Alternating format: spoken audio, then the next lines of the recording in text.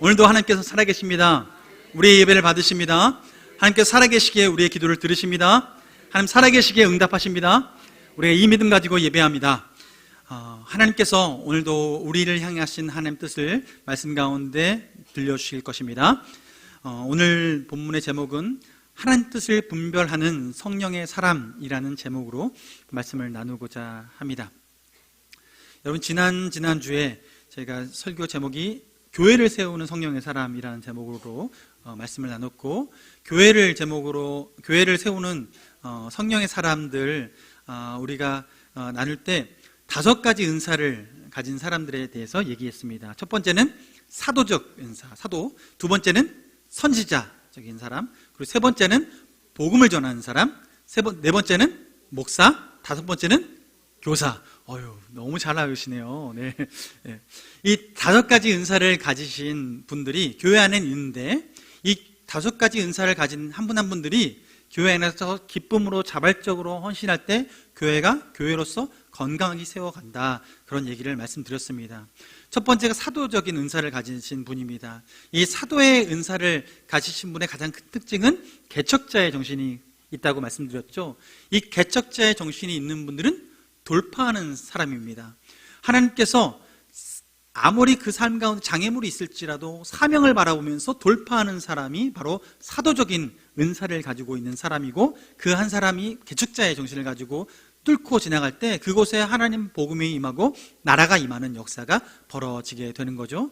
두 번째 은사를 가진 사람, 바로 선지자적인 은사를 가지신 분은 하나님 뜻이 무엇인가 분별하는 사람입니다. 정말 이곳이 하나님이 가라앉은 곳 맞나? 하나님이 원하시는 일을 하고 있는 거 맞나?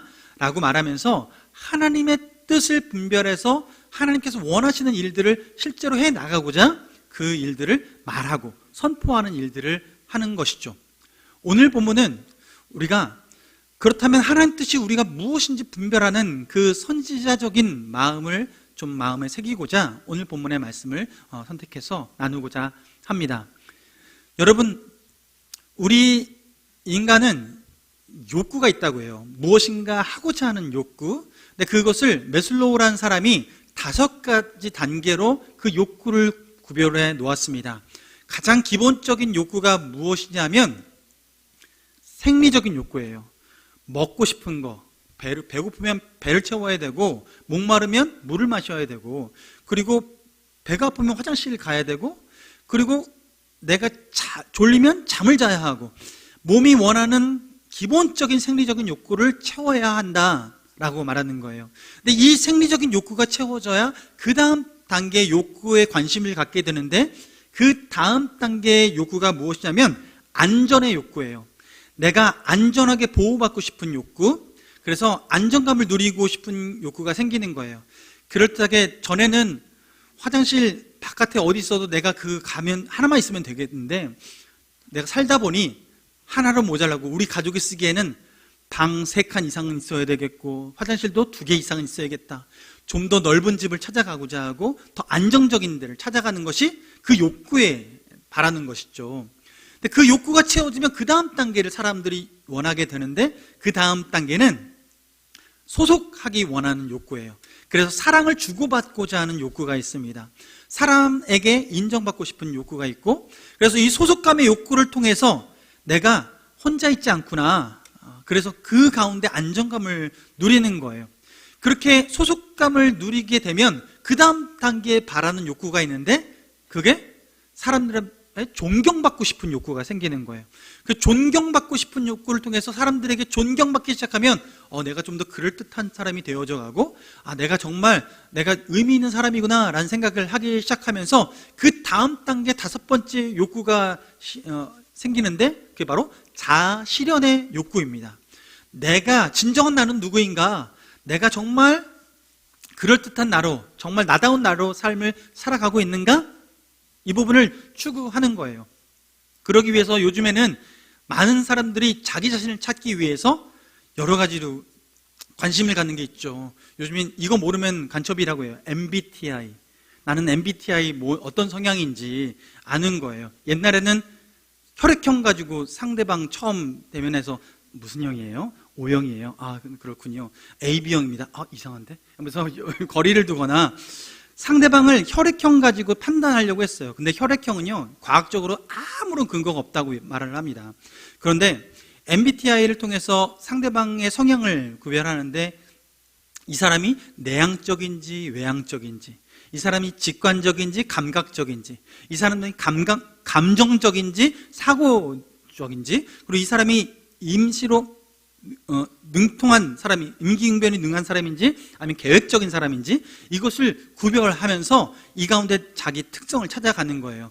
그래서 요즘 젊은이들은 제일 처음 만나면 서로 MBTI를 공유한대요. 너 뭐니? 너 뭐니? 저는 참고로 INFP입니다. 그래서 저는 I가 강하고, 즉 내향적이고요, 직관적이고, 그리고 감정적이고, 그리고 그 상황에 따라 대처를 잘하는 그런 성향의 사람이에요.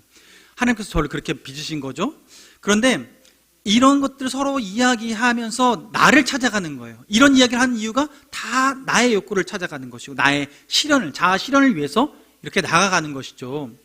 그래서 이런 음악이 나와도 잘 듣고, 흥을 느끼는 삶을 살아가는데, 근데 여러분, 사람들은 이렇게 욕구를 찾아가는데 이 욕구가 불만족스러우면 항상 다음 단계 사람들을 이용하려고 하는 그런 마음들이 생기는데요, 하나님께서는 우리가 하나님 자녀가 된 이후에는 우리가 어떤 부분에 관심을 갖고 살아가게 하냐면, 이 모든 욕구를 하나님이 채워주시고 우리가 관심 갖는 부분은 하나님 뜻에 관심 갖게 됩니다. 그전에는 이 욕구, 1단계 욕구, 내 생리적인 욕구를 채우기 위해서, 안정감을 위해서, 또는 소속감을 위해서 이런 부분들을 하나씩 채워가려고 열심히 애를 쓰면서 나만을 위해 살아갔는데, 예수 그리스도를 믿고 난 이후부터는 우리 안에 어떤 욕구가 생기냐면 바로 하나님 뜻이 무엇인지, 그리고 하나님 뜻을 이루어드리고 싶은 마음의 욕구가 생기는 거예요. 이 욕구가 생기는 것이 우리 안에 너무나 감사한 것인데, 그 이유는 무엇이냐면, 여러분, 우리가 이 마음의 이 욕구를 가질 땐 앞서서 이 심리학자가 말한 이 5가지의 욕구는 내가 채우지 않고 하나님이 채워주시기 때문입니다. 하나님께서 이 각 단계별로 채워주세요. 그래서 주를 믿는 자에게는 주님께서는요, 먼저 그 나라와 그의 의의를 구하라, 그리하면 이 모든 것을 너에게 더해 주시라 말씀하시는데, 이 5가지 욕구가 다 되어져 있어요. 여러분, 이스라엘 백성이 광야로 나갔을 때 어땠습니까? 그 광야에서 하나님께서는 먹여주시고 입혀주셨습니다. 그를 광야 가운데 다니실 때 한 번도 굶기지 않으셨습니다. 만나와 메추라기로 먹이셨습니다. 생리적인 것들을 다 해결해 주셨습니다. 채워주셨습니다. 그래서 하나님께서는 그 걸음걸음을 인도하셨고 그를 안전하게 보호해 주셨습니다. 출애굽에서 홍해 앞에 서 있는 그 순간에도 하나님은 그들이 죽을 것 같은 두려움에 그냥 돌아가자 하는 그 민원이 들어올 때도 하나님께서는 그에게 모세를 통해서 홍해물을 가르게 하셨고, 홍해를 갈라서 건널 수 있도록 안전하게 보호하시며 뒤따라오는 애국 군대를 수장시키시는 하나님의 은혜를 베풀어 주셨습니다. 안전하게 보호하시는 그 하나님이세요. 그리고 그를 소속시키시는데, 여러분, 우리의 소속은 어디냐면 예수 그리스도입니다. 예수 그리스도. 그래서 여러분, 집 주소 누가 물어보면요, 서울특별시 종로구 몇 동 이렇게 얘기하는 것 전에 그리스도인이라면 이렇게 얘기해야 돼요. 지나가 어디 사세요? 네, 예수 안에 삽니다. 어디 사세요? 예수 안에 삽니다. 그렇게 얘기할 수 있어야 돼요. 영어로 유식하면 in Christ. 그래서 얘기하면서 툭 하고 지나가는 거예요. 여러분, 우리의 주소가 바뀌었어요. 예수 그리스도 안에 거함으로 우리는 참된 만족을 얻을 수 있습니다. 예수 그리스도 안에서 우리가 소속되었을 때, 하나님의 백성으로서 소속이 되었을 때, 이 땅에서 어디에 소속되느냐, 내가 어느 회사에 들어가느냐, 어느 학교에 들어가느냐, 누구와 결혼하느냐, 이것이 내 인생에 만족을 주는 것이 아니라 주님 안에 거하는 것이 우리의 참된 만족을 줄로 믿습니다.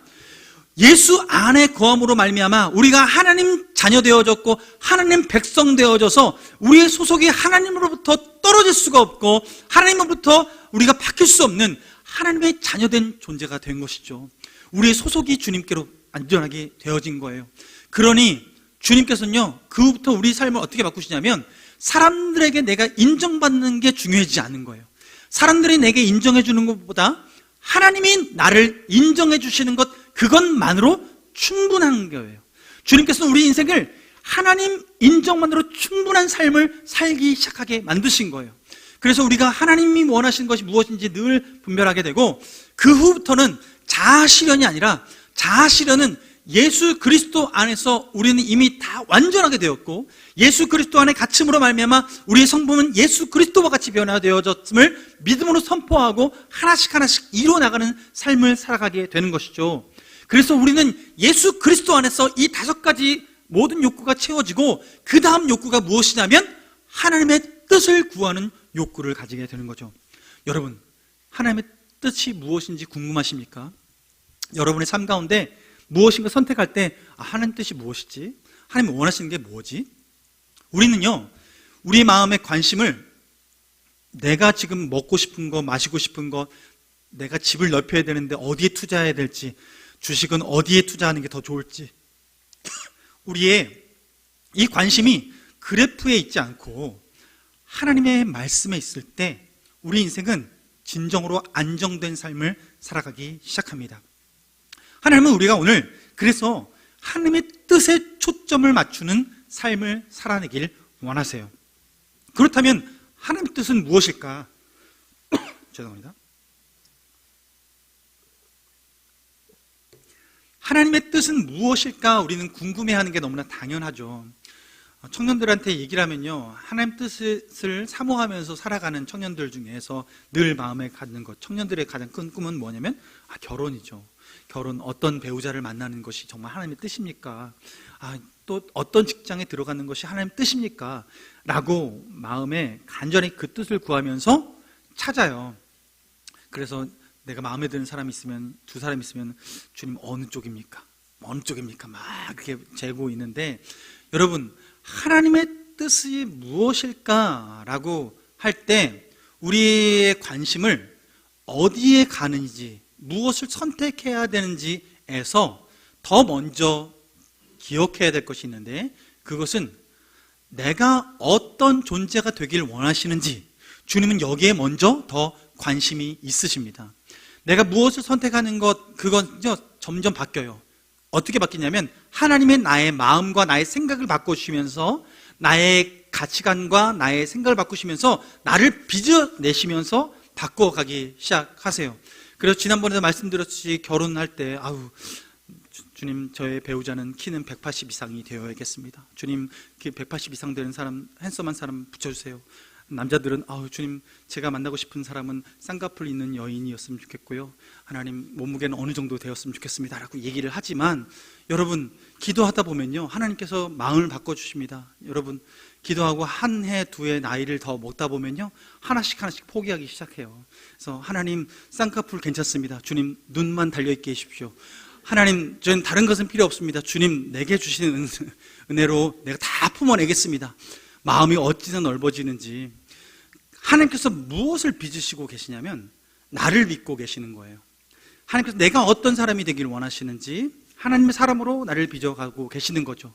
그래서 하나님 뜻이 무엇을 선택하는 것인가 이전에 내가 어떤 사람이 되길 원하시는가, 이것에 우리는 초점을 맞춰야 합니다.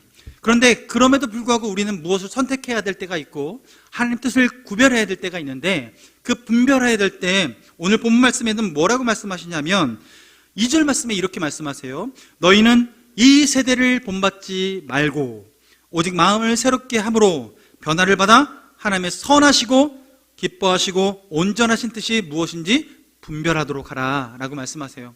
하나님의 그 뜻을 분별해서 하나님의 백성답게, 자녀답게 살아내라, 이렇게 말씀하시는 거예요. 이 하나님의 자녀답게 살아가는 삶을 앞절에서는 무엇으로 설명했냐면 1절 말씀에 중반절 말씀 보면 너희 몸을 하나님이 기뻐하시는 거룩한 산 제물로 드리라 라고 말씀하세요. 몸을 산 제물로 드리래요. 하나님은 우리 삶이 주님 앞에 온전히 드려지는 삶을 살기 원하시는 거예요. 그러니까 하나님은 내가 무엇을 선택하는 것 그 이전에 내가 거룩한 존재가 되어 있기를 원하시는 거죠.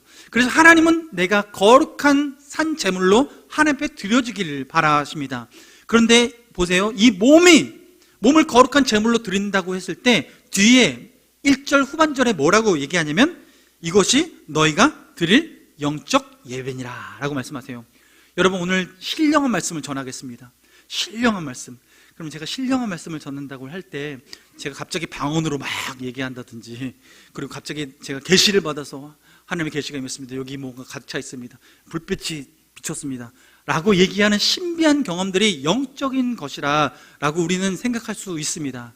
그런데 하나님은 오늘 본문을 통해서 말하는 것은 몸으로 드리는 우리의 삶이, 이 육신을 가지고 살아가는 이 삶이 하나님께 제물이 되어지고 있는 예배인데, 어떤 예배냐면 영적 예배라고 말씀하고 있어요. 그래서 영적 예배는 우리의 몸을 벗어나지 않습니다. 우리의 삶을 벗어나지 않습니다.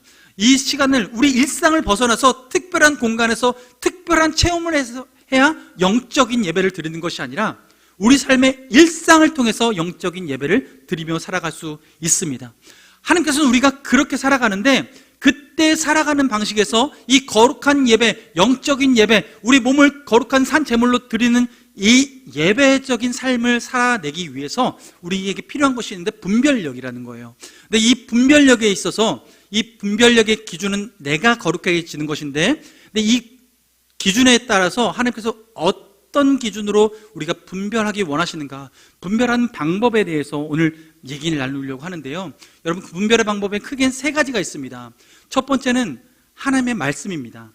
주님께서 기록해 두신 이 말씀을 기준을 따라서 우리는 하나님의 뜻을 분별합니다. 명확하게 내 이웃을 사랑하라 라고 하면 옆에 분들이 내게 뭐라고 해도, 욕을 해도 때로는 우리가 사랑할 수 있어야 되는 것이 하나님의 뜻인 거예요. 미워하고 싶은 마음이 자꾸만 들면 그건 하나님의 뜻이 아닌 거죠. 명확히 성경에 기록되어 있는 말씀이 있어요. 두 번째로는 하나님의 뜻을 어떻게 구별하는가? 권위자의 말을 통해서, 신실한 사람들을 통해서, 우리는 그들을 통해서 하나님의 뜻을 분별하게 됩니다. 그래서 우리는 신실한 사람이 쓴 신앙 서적을 읽으면서도 하나님의 뜻을 분별해서 내 앞길을 이제 결정하게 되는 경우가 있어요. 제가 신학교를 가야 될까 말아야 될까, 군대를 전역하기 전에 마음에 갈등이 왔어요. 왜냐하면 선배 장교분 중에서 한 분이 갑자기 저한테, 그분이 신학교 나오셔가지고 전도사님이셨거든요. 근데 저한테 묻는 거예요. 임중이, 혹시 신학교 갈 생각 없어? 저는 한 번도 군대에서 군생활하면서 신학교에 신자도 꺼내본 적이 없었고 그런 얘기를 해본 적도 없는데 그분이 저한테 권면을 하시는 거예요. 그래서 제가 글쎄요 라고 할 때 그분이 권면해 주신 책이 자네 정말 그 길 가려나? 라는 책을 권면해 주셨어요.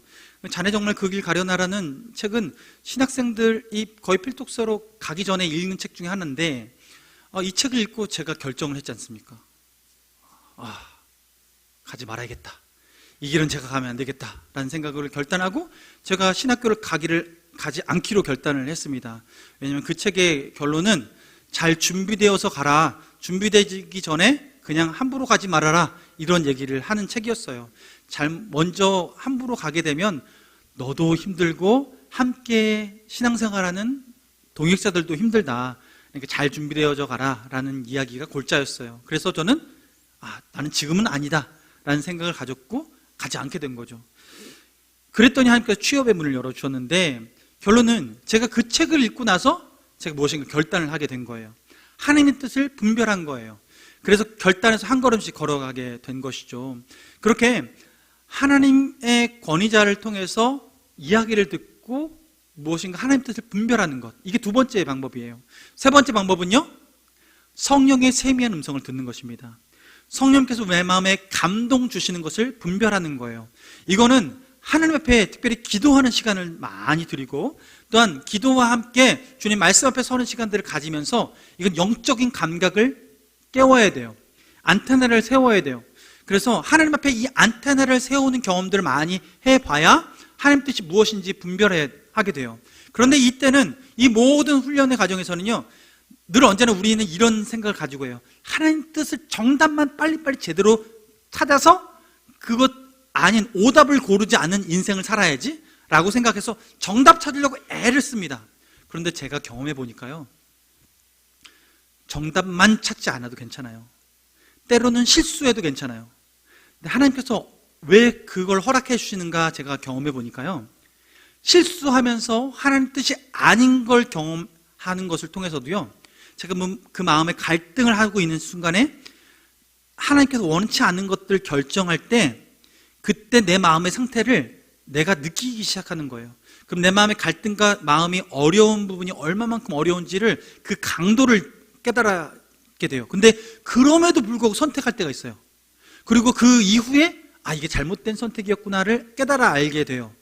그러면서 잘못된 선택에 대한 내가 어떤 마음의 불편함 가운데 선택했더니 이게 하나님 뜻이 아니었던 것 같아 라는 것들을 경험을 통해서 계속 경험하는 거예요.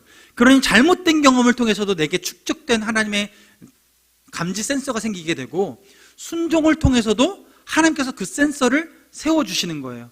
그래서 이 센서가요, 내 안에 예민하게 작동할 때 이것이 더 안테나가 높아지기 시작하면서 어느 순간에는 작은 세미한 하나님의 그 뜻에도 쉽게 이건 멈춰야 되는구나, 이건 순종해야겠구나, 겉에 보이는 모습과 현상에 매혹되지 않고 주님 뜻에 순종해야겠구나 라는 것들이 결단이 되기 시작하는 거예요.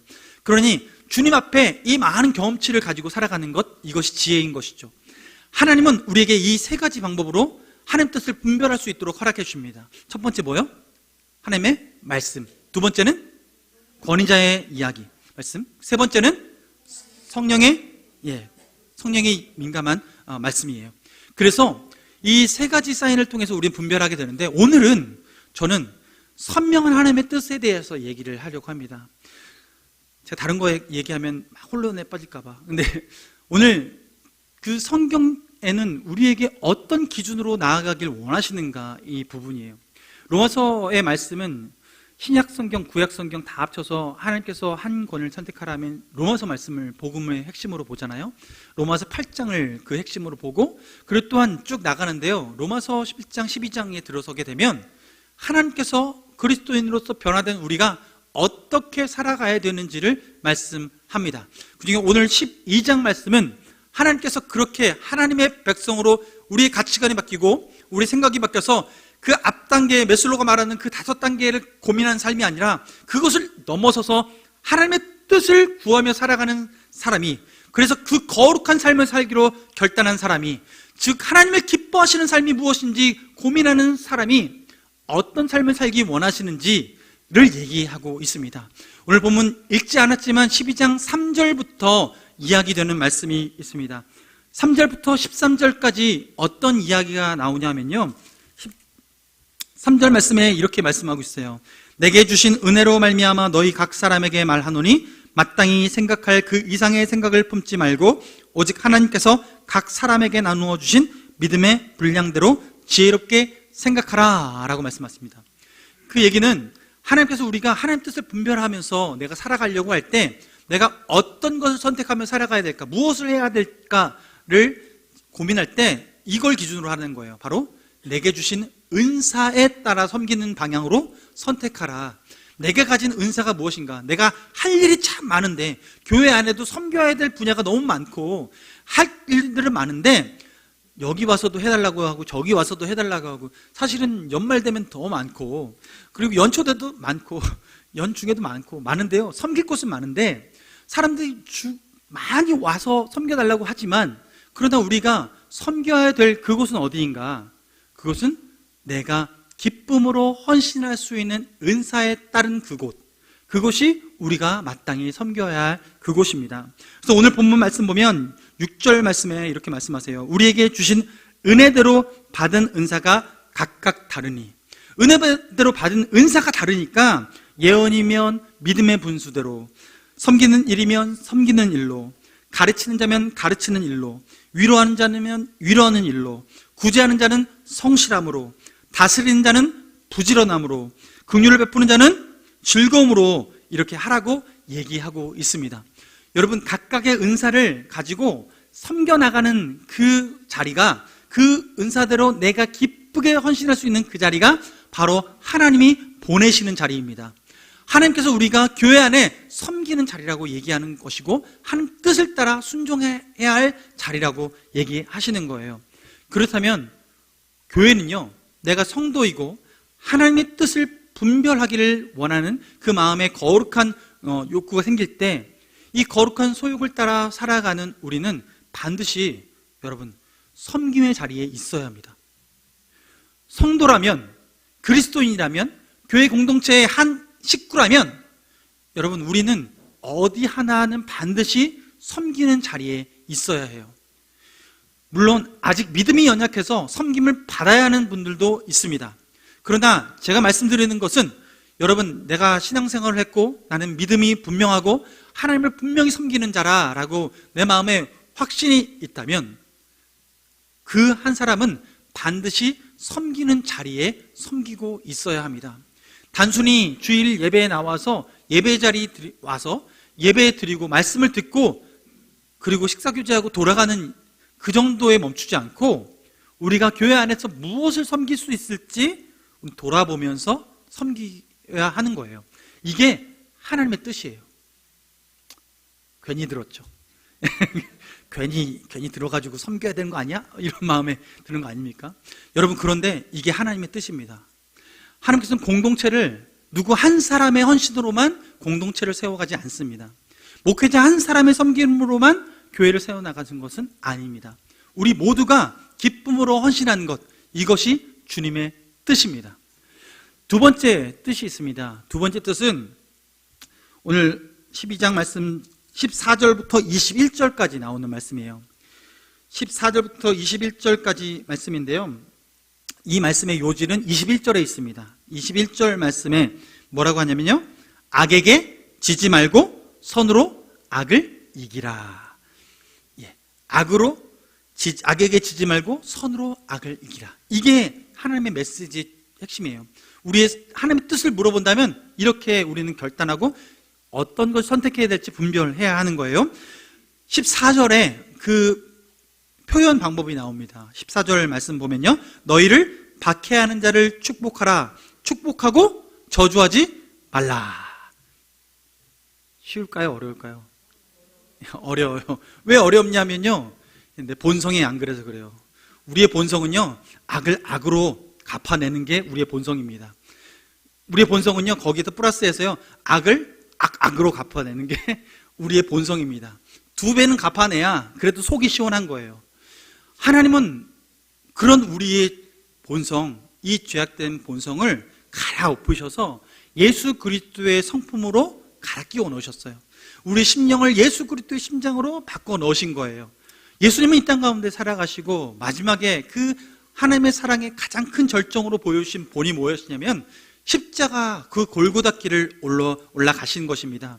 예수님께서는 그 골고다 길을, 십자가를 지며 올라가실 때에 주변에서 돌멩이를 던지고 침을 뱉으며 모욕하는 그때에, 네가 어찌 하나님의 아들이냐라고 말하는 그때에 예수님께서는요, 아무 말 하지 않으셨어요. 아무 말씀하지 않으시고 끝까지 걸어가셨고, 그렇게 침 뱉는 사람들 그리고 욕하는 사람들을 위해서 십자가에 못 박히셨습니다. 이것이 예수님께서 행하신 하나님의 뜻을 이루시는 방법이었습니다. 하나님은 우리가 그리스도인으로서 예수 그리스도로 말미암아 새 생명을 얻은 자로서 우리가 어떻게 살아가야 되는 존재인지를 오늘 본문을 통해서 얘기하시는 거예요. 그래서 17절 말씀 보면 아무에게도 악을 악으로 갚지 말고 모든 사람 앞에서 선한 일을 도모하라. 악을 어떻게 악으로 갚을까 막 서로 머리 굴려가면서 야, 이렇게는 해야지 조금 제대로 갚아주지 않겠나, 이렇게 얘기하면서 갚는 게 아니라 도리어 선한 일이 무엇인지를 찾아서 그 일을 하라고 얘기하는 거예요. 여러분, 악은 주님이 갚아주십니다. 다윗이 사울에게 쫓김을 당할 때 사울에게 쫓김을 당하는 그 어려움을 겪으면서도 그가 사울을 죽일 수 있는 두 번의 기회 가운데 다윗은 한 번도 그를 해하지 않았습니다. 그를 죽일 수 있는 절호의 찬스가 있었음에도 불구하고, 동굴에서 그를 마주하는 그 시간이 있었음에도 불구하고 다윗은 그를 죽이지 않았습니다. 왜요? 사울을 기름 부은 사람은 하나님이시고 하나님이 세우셨다는 그 믿음과 그 마음 가운데 그것이 악이라는 것을 알았기 때문에 그는 그렇게 행동하지 않았습니다. 그냥 살려 돌려 보내줬죠. 악은 하나님이 갚아주십니다. 믿으십니까? 네. 이 믿음이 없이는요, 우리는 선을 베풀 수가 없어요. 심판하시는 거룩하신 그 하나님을 믿지 않으면 우리는 내가 심판하려고 들어요. 어떻게든 심판해내야 내 직성이 풀리는 거예요. 그런데 하나님께서 믿음의 조상된 아브라함을 택하여 부르실 때 하나님께서 약속하신 게 있어요. 내가 너를 복의 근원으로 삼을 것이다, 너를 복으로 삼을 것이다 라고 얘기하면서 뒤에 창세기 12장 3절 말씀에 이렇게 말씀하세요. 너를 축복하는 자에게 내가 복을 내리고 너를 저주하는 자에게 내가 저주하리니 땅의 모든 족속이 너로 말미암아 복을 얻을 것이라. 여러분, 이게 우리의 복의 근원 되어지고 복의 우리의 믿음의 조상된 아브라함에게 주어진 하나님의 복인 거예요. 여러분, 저는 이것을 다르게 바꿔서 이렇게 말씀드렸죠. 하나님께서 우리에게 반사권을 허락해 주셨어요. 반사권. 누군가가 나에게 저주를 하고 하면 그 저주가 더 이상 우리한테 효력이 없는 거예요. 아무 의미 없는 저주인 거예요. 근데 우리는 받아가지고 가슴에 뒤에 그냥 귀통으로 슈잉 하고 날아갈 수 있는 건데, 날아가는 거 잡아가지고 가슴에 다시 찌르면서 나를 이렇게 아프게 했어 라고 하면서 원수를 갚기 위해서 애를 쓰는데, 주님은 그 흘러가는 것들을 다 비껴나가게 하시고 우리를 보호하시는 분이세요. 게다가 우리에게 반사권을 주셔가지고 누군가 나에게 저주하면요, 우리는 어떻게 해요? 반사, 이렇게 하면 되는 거예요. 반사하면 그게 어떻게 돼요? 거울로 반사하듯이 저주 오면요, 저주한 사람한테 돌아가는 거예요. 여러분, 얼마나 좋습니까? 제가 반사권 하나씩 선물로 드리겠습니다. 오늘 나가실 때 다 반사권 하나씩 받아가시기 바랍니다. 하나님께서 우리에게 그 반사권을 주셨어요. 저주하는 자에게 저주로 하나님께서 갚아주시고, 게다가 복을 비는 자에게 복으로 갚아주신대요. 복을 빌어주는 사람에게 복을 갚아줘요. 얼마나 좋아요. 내가 그 사람한테 갚아줄 수 있는 능력이 지금 없는데 그 사람이 나한테 상대방이 호의를 베풀어 줄 때 그 호의조차도 하나님이 갚아주신다는 거예요. 저에게 그 반사권을 주셔서 살아가게 하신다는 거예요. 여러분, 얼마나 행복합니까?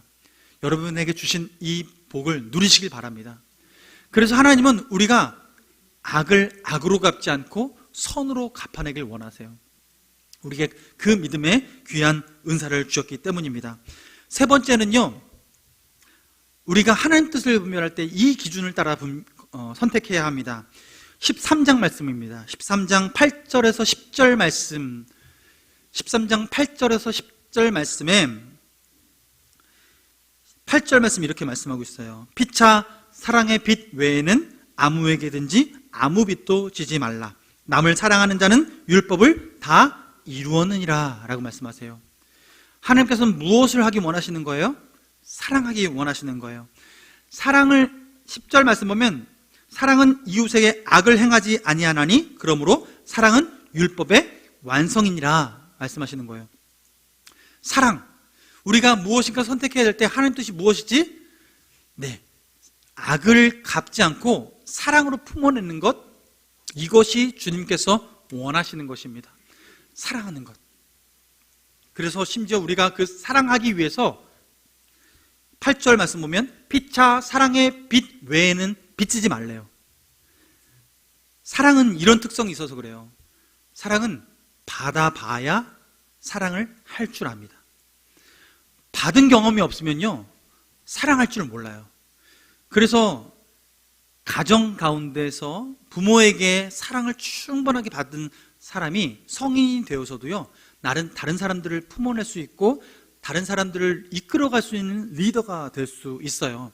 그런데 그렇지 못하고 어렸을 때부터 막 쪼임 당하고 그리고 사랑받아 본 경험이 없으면요, 살아내려고 아등바등 살아내려고 사람들을 어떻게 해야 내가 이용할까, 그 관점이 막 열리게 되는 거예요. 그러니 사랑을 충만하게 바라본 사람만이 사랑을 흘려보낼 수 있는 거죠. 제가 이것을 어떻게 교훈받았냐 하면, 제가 신앙생활하고 주님께서 신학교를 가고 목회 활동을 하면서 여러 시간들을 보내게 하셨는데, 특별히 유학을 가고 또한 한국에 돌아와서 개척을 하고, 그리고 이곳에 주님께서 부르시기까지 하나님께서는 하나님의 사람들을 통해서, 엘리야의 까마귀를 통해서 주님께서 공개해 주시는, 도움을 주시는 그 시간들을 보냈습니다.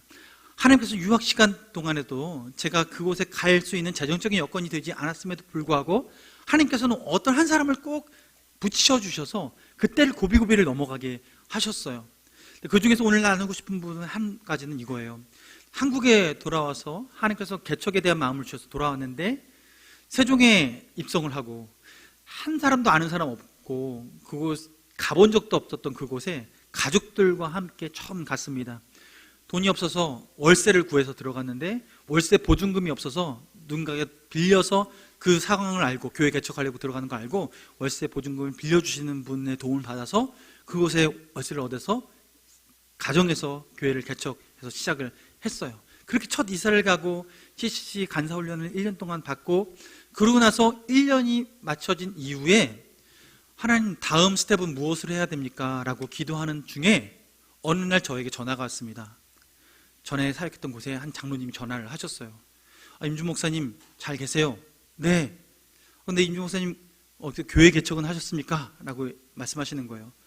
아, 네, 지금 교회 개척 준비 중입니다. 기도하고 준비하고 있습니다. 라고 했더니 그분이 말씀하시길, 목사님 계좌번호 좀 하나 불러주십시오. 라고 얘기하시는 거예요. 제가요, 이 믿음 생활하면서 한 가지 깨달은 게 있습니다. 계좌번호 불러달라는 분한테는 바로 불러드려야 됩니다. 그래서 제가 연락을 받고 네, 알겠습니다 하고 전화 끊고 제 계좌번호를 알려드렸습니다. 얼마 후에 통장을 확인하게 됐습니다. 통장을 찍혔는데요, 보니까 1,000만 원이 들어온 거예요. 1,000만 원을 후원해 주셨어요. 그래서 이게 어떤 건지 저는 모르고 일단 받았고, 그분이 교회 개척에 대한 얘기를 하셨기 때문에 이게 교회 개척에 대한 사인이구나, 하나님 지금 다음 스텝을 정식으로 교단 안에 교회를 개척하라는 마음이구나 라고 알고 개척해야겠다 라고 그 마음 들고 있는 때 또 한 분에게 전화가 옵니다. 한 안수 집사님한테 전화가 왔는데, 목사님은 교회 건축은 안 하십니까? 라고 얘기하는 거예요. 건축이요? 저는 교회 건물 없는 교회를 하려고 하는데요. 얘기를 하는데, 그래요? 여차여차해서 좀 목사님이 생각났습니다 하고 계좌번호를 또 알려달라고 하십니다. 전 어땠을까요? 냉큼 알려드렸습니다. 알려드렸는데 그분이 또 보내주신 거 보니까 100만 원을 보내주셨어요. 그 일련의 사건들이 그 타이밍에 벌어지게 된 거예요. 저는 어떻게 그 상황을 분별했냐면, 하나님이 개척하라고 하시는구나 라고 해서 정식으로 교단 안에 들어와서 개척을 하게 됐습니다. 근데 여차여차해서 1년이 지나고 2년이 지나서 하나님께서 저를 이곳에 부르셨는데요. 근데 이곳에 부르시기 직전 상황이 어떤 상황이었냐면, 하나님께서 나에게 개척을 더 깊이, 이제 목회 활동에 더 전념하라고 하시나 보다라는 사인들을 몇 가지 받았어요. CC 사역을 내려놓고 저희가 우리 교회 청빙 절차, 1차 청빙 절차에서 저한테 사인이 왔어요. 목사님 아닙니다 라고 사인이 왔을 때 제가 그것을 하나님 뜻으로 알고 하나님 저에게 개척을 더 확장시키려는 뜻이군요 하고, 제가 그 당시에 외부에, 가정에서 예배 드리는 걸 더 바꿔서 외부의 공간을 얻어서 이제 개척을 하려고 했던 거예요. 그래서 공간을 알아봤는데 딱 이제 적절한 공간을 찾게 됐어요. 그때 당시 하나님께서 그때 처음 저에게 보내주신 돈, 그 돈요 그냥 까먹으면 안 되겠다는 생각 들어서 그건 따로 모아놨습니다. 그래서 그건 나중에 교회 공간을 얻기 위해서 모아두자, 비전헌금으로 해서 차례대로 그대로 다 모아놨어요. 그래서 하나님께서 그 지방에 들어가서 지방에서 또 헌금을 주신 것이 있어서 그 당시에 한 2천만 원 이상 되는 금액을 모아서 딱 비축해놨어요. 그래서 이걸 가지고 전세를 얻어야지, 공간 전세를 얻어야지 알아봤고 적절한 곳을 알아봤는데, 근데 그때 하나님이 다시 연락을 주셔가지고 이곳에 하나님께서 저를 세워주신 거예요. 그 다음에 제가 어떤 마음을 가졌냐면요, 하나님께서 청빙의 모든 결과를 보게 하신 이후에 아내와 저와 기도하는 중에 주님께서 내게 부어주신 이 은혜는 그대로 흘려보내야겠구나라는 마음을 가지게 된 거예요. 그래서 그곳에서 가정에서 교회하던 우리 교회가, 저희가 올라오면 사실은 그 교회를 이어갈 사람들이 없거든요.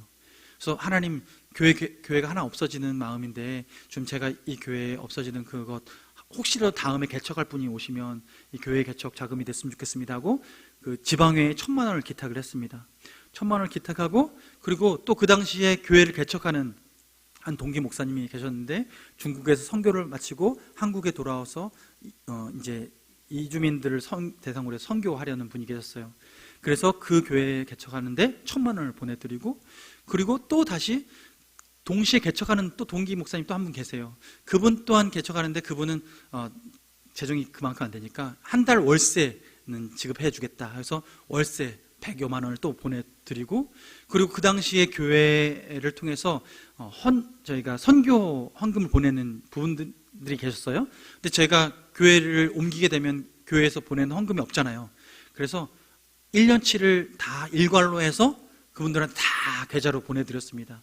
그래서 계좌를 다 보내서 총 한 약 3천만 원 이상을 3천만 원 정도를 다 흘려보낸 거예요. 하나님께서 제게 그 마음을 주셨는데 제 마음속에 이런 거죠. 제가 만약에 그것을 내가 벌어서 이게 내 거야 라고 생각이 들면 흘려보낼 수 있을까요? 그럴 수 없었을 거예요. 그런데 이것이 하나님으로부터 공급받은 하나님의 은혜이고 하나님의 사랑이라는 마음이 드니까 이 사랑의 빚, 이것은 갚아야겠구나 라는 생각이 들었고, 이 빚을 갚는 방식이 저는 다른 교회에 세우는 것 또 흘려보내고, 다른 교회에 흘려보내는 것 또 세워보내고, 하나님께서 그 교회 하나 딱 이제 세운 이후에 저를 옮기시면서 2 교회를 세우게 하셨어요. 근데 여러분 놀랍게도 하나님께서 한몸교회, 제가 개척했던 그 교회에 사라지지 않고 다음 개척자를 보내주셔서 지지난달에 하나님께서 설립 예배를 다시 한번 드리게 하셨거든요. 2대 목사를 취임하게 하셨던 거예요. 하나님께서 이 모든 과정들을 보고 계시고 하나님께서 이 모든 일들을 이루어가고 계시는 것이죠. 여러분, 우리가 사랑을 받아봐야 사랑을 흘려보낼 수 있습니다. 그래서 저는 우리 교회가 이 사랑을 흘려보내는 그 일에 더욱더 민감하길 원합니다. 주님께서 굳이 저를 이곳에 보내셨다면 하나님께서 이 상황들을 통해서 이 모든 우리 교회를 돌아가는 이 동력을 어떻게 흘려보낼 수 있을까, 이것에 관심을 가지고 우리가 쓰임 받는 거예요. 저는 그런 생각이 들어요. 요즘 교회들이 많이 문 닫잖아요. 여러 가지 이유로 문을 닫습니다. 근데 여러 가지 이유로 공고해서 문을 닫는 경우도 있는데 분열이 있어서 싸워서 네 거 내 거 막 챙기면서 분열해서 사라지는 교회들도 있어요. 근데 저는 우리 교회는요, 정말 내어주다가 주님, 우리 교회 달아 없어지게 해주십시오. 다른 것보다 부서져서 없어지는 것보다 차라리 달아 없어지는 게 좋겠습니다. 주님, 우리 교회가 더 많은 것을 흘려보내고 더 많은 것을 섬김으로 말미암아 우리 교회가 주님의 몸으로서 능력을 잘 감당해내서 이 일들을 감당해내기 원합니다. 여러분, 우리 교회 그렇게 되길 원합니다. 그때 주님께서는 기뻐하실 줄 믿습니다. 여러분, 그러기 위해서 우리가 하나님 뜻을 분별하며 나갈 때 정말 주님께서 나의 은사대로 섬기라고 하시는 것이라면 주님 앞에서 기꺼이 섬기고, 또한 악을 악으로 갚지 않고 선으로 갚아낼 수 있고, 또한 사랑을 내가 받아서 사랑을 흘려보낼 수 있는 삶을 살아가고 그 방향성을 가지고 살아갈 때 우리는 하나님의 뜻대로 살아가고 있는 것입니다. 그러면요, 그 하나님 뜻대로 살아가고 있다는 이 확신을 가지고 있을 때 우리 안에 어떤 복이 임하냐면, 앞서서 말씀드렸던 그 메슬로우 5가지 5단계의 그 욕구들이요, 내가 채우려는 것이 아니라 하나님이 채워주십니다. 그래서 세상은 1단계 채워야 2단계를 채울 수 있다고 얘기하는데요, 우린요 1단계에서 바로 6단계로 갈 수 있어요. 왜냐하면 하나님이 나머지 걸 다 채워주시기 때문에 그렇습니다. 여러분, 우리 안에 그 만족과 그 안정감이 있길 원합니다. 주님을 위해서 그렇게 기쁜 삶을 살아내길 원합니다. 여러분, 하나님 뜻이 궁금하십니까? 여러분, 이렇게 살다 보면 하나님의 뜻이 더 선명해집니다. 은사대로 악을 악으로 갚지 않고 선으로 살아가고 사랑에 빚지고 사랑을 베풀어주는 삶을 살아갈 때 우리의 삶의 목표는 더 분명해지고 더 확실해지는 것입니다. 여러분, 이 삶을 함께 살아가길 원합니다. 우리 함께 찬양 드릴 텐데요, 나 주님의 기쁨 되기 원하네 라는 찬양입니다.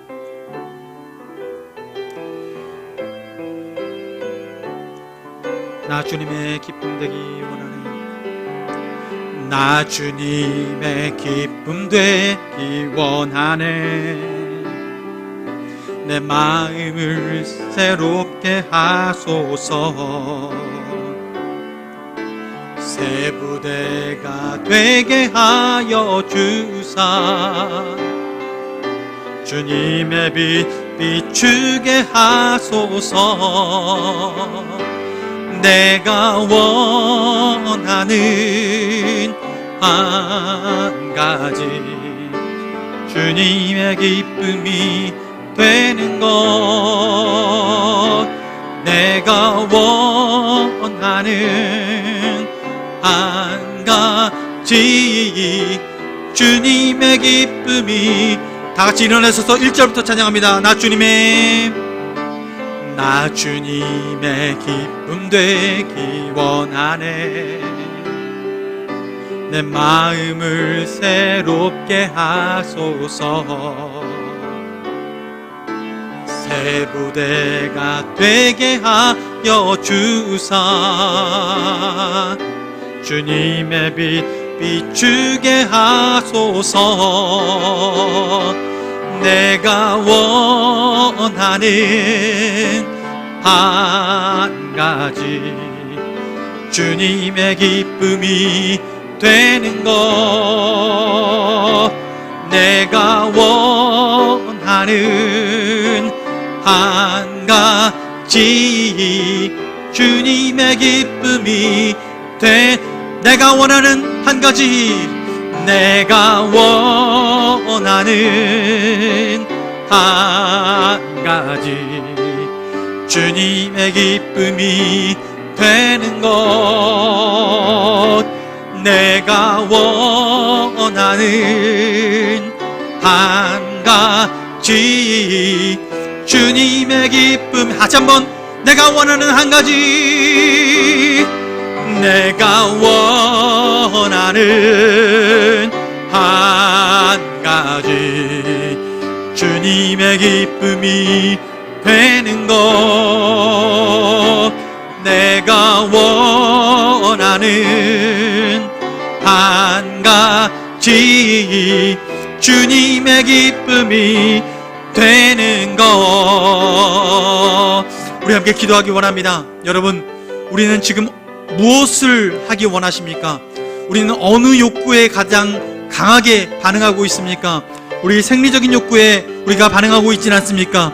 주님, 사람들의 인정을 받기 위해서 우리 마음이 지금 갈급해 있지는 않습니까? 자아실현을 하기 위해서 우리 마음이 갈급해 있지는 않습니까? 그러나 주님 말씀하십니다. 먼저 그 나라와 그의 의를 구하라. 그리하면 이 모든 것을 너희에게 더하시리라. 주님께서는 나머지 모든 욕구를 주님의 뜻을 구할 때에 채워주신다고 말씀하고 있습니다. 우리는 주님 안에 참된 만족을 누릴 수 있습니다. 주님은 우리를 새로운 피조물로 삼아 주셨습니다. 주님 안에 우리가 거합니다. 우리의 삶의 주소는 예수 그리스도입니다. 주 예수 그리스도 안에 거하는 자 참된 만족을 누리며 주님의 뜻을 이루며 살아갈 수 있습니다. 주님, 내가 주의 은사를 따라 섬기겠습니다. 주님 악으로 갚지 않고 선으로 이기겠습니다. 주님, 사랑의 빛 외에는 다른 빛을 지지 않고 사랑하며 살겠습니다. 주님 뜻이 이 뜻에 확실하게 우리에게 비춰주셨사오니 주의 뜻대로 살겠습니다라고 이 시간 주의 한번 부르짖고 기도하겠습니다. 주여! 아버지 하나님, 주님의 은혜 감사를 드립니다. 하나님께서 우리를 사랑하셔서 아버지 은혜 가운데 우리를 거하게 하시고 주의 뜻대로 살아갈 수 있도록 인도하시니 감사합니다. 하나님 아버지, 주님, 우리에게 거룩한 욕구를 주시니 감사드립니다. 하나님의 뜻을 구하는 거룩한 욕구를 주시니 감사합니다. 하나님 아버지, 주님께서 이 뜻을 구하는 그 삶을 살아갈 때에 하나님, 나머지 것은 주님께서 채우신다 말씀하십니다. 하나님 아버지, 생리적인 욕구와 아버지 주님, 안전하고자 하는 욕구와 아버지 주님, 사람들 안에 소속되고 싶은 마음과 아버지 사람들에게 인정받고 싶은 마음과 아버지 자아를 실현하고 싶은 이 욕구들, 아버지 예수 안에 완전하게 이루어 주셨습니다. 예수 그리스도 안에 완전하게 이루어 주셨습니다. 우리를 보호하시는 선한 목자 되신 예수님, 주를 찬양합니다. 아버지, 우리 삶을 선하게 보호하시는 그 하나님, 주님 찬양합니다. 주여, 우리가 주님의 은혜 가운데 살아갑니다. 아버지 하나님, 우리의 가치관은 아버지 우리 존재감은 바로 예수 안에서 완성됩니다. 아버지 하나님, 주님, 우리가 예수 그리스도의 보혈로 살아가며 아버지 예수 그리스도 안에서 새로운 피조물로 살아갈 수 있도록 인도하시는 주님을 찬양합니다. 하나님의 자녀로 백성으로 삼아주셨사오니 이 세상 것에 매이지 않게 하여 주옵시고 하늘에 매여 살게 하여 주시옵소서. 하늘에 매여 살게 하여 주시옵소서. 아버지 우리가 어디에서 무엇을 하는 것보다 더 중요한 것은 우리가 어떤 사람인지, 아버지 주님, 우리가 어떤 존재인지를 알고 하나님 예수 그리스도 안에서 참된 만족을 누리며 살아가는 것, 아버지 이것이 우리가 마땅히 알리는 줄 아버지 알려주시니 감사합니다. 주의 뜻을 말씀 가운데 분명히 말씀해 주시니 감사합니다. 주여 하나님 아버지여, 주님 은사대로 살아가게 해주십시오. 하나님 선하신 뜻을 따라 기쁨으로 헌신하며 살아가는 우리 모두가 되게 하여 주시옵소서. 아버지 주님, 우리에게 아버지 사랑으로 섬기는 삶을 살아갈 수 있게 하시고 아버지 선을 행하는 자로 살아갈 수 있도록 주님 인도하여 주시옵소서. 우리 삶의 목표와 아버지 방향성을 정해주셨사오니 하나님 아버지 합당한 삶을 살아가게 하여 주시옵소서. 아버지 살아계신 하나님, 주님께서 우리를 새로운 피조물로 빚어주셔서 감사합니다. 예수 그리스도 안에서 하나님 자녀되게 하셨고 더 이상 세상 것에 마음 돌리지 않고 하나님 오직 주 안에서 참된 만족을 누리며 안정감을 누릴 수 있도록 인도하시니 감사합니다. 주님께서 선한 목자 되셔서 우리를 신뢰만한 물가로 푸른 초장으로 인도하시기에 하나님 우리가 무엇을 먹을까 무엇을 마실까 염려하지 아니하고 주님의 뜻을 구하며 살아가오니 주님께서 바라시는 삶, 선을 행하고 사랑을 행하고 또한 아버지 주님 우리가 은사대로 섬겨나가는 삶을 살아갈 수 있도록 인도하여 주시옵소서. 주님 우리를 사랑하셔서 이 땅 가운데에 하나님의 백성답게 살아갈 수 있도록 소망 주시니 감사하오니 하나님 이 모든 일들을 주의 은사 가운데 은혜 가운데 모든 일들을 완성케 하여 주시옵소서. 하나님 우리에게 주신 이 거룩한 주님 소욕을 따라 살아갈 때에 하나님 나라가 이 땅 가운데 온전히 임하게 하여 주시옵소서. 그러므로 우리 교회 하나님 이 세상 가운데 달아 없어지며 아버지 이 세상 가운데 온전히 쓰임받는 교회로 써 주시옵소서. 하나님께서 사용하여 주시옵소서. 이제는 우리 주 예수 그리스도의 은혜와 하나님 아버지의 끝없는 사랑과 성령님의 교통하심이 오직 주의 사랑에 매여 주님 앞에 쓰임받고자 주님의 뜻을 구하며 나아가는 주님의 귀한 명강교회 식구들 머리머리 위에 온라인으로 예배하며 동역하는 동역자들 머리머리 위에 지금부터 영원토록 함께하여 주시옵기를 간절히 축원하옵나이다. 아멘.